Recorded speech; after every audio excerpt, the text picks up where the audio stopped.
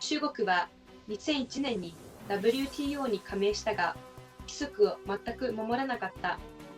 中国共産党のルール違反について、アメリカの製造メーカーはどう思われるのか、また彼らの競争力と雇用にもたらした影響は、詳しくは VTR をご覧ください。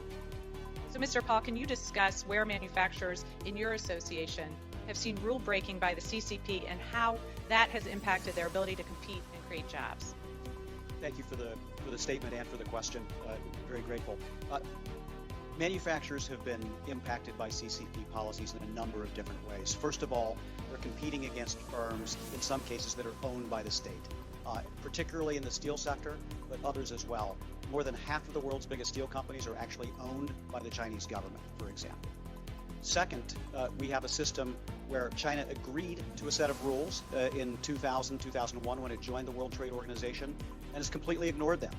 The USTR just released its most recent report on China's compliance with World Trade Organization obligations and found that China's compliance has been completely inadequate and non-existent. So the state-owned enterprises who have a different cost of capital than U.S. firms, the dumping, as you mentioned, where they're selling products into the U.S. market at a cheaper rate than they are at home, the direct subsidies that the government provides for energy, lax labor and environmental standards. They're low standards to begin with, and they're rarely enforced. From time to time, there's been misalignment of the yuan, the Chinese currency, that has artificially given Chinese imports an advantage into the U.S. market.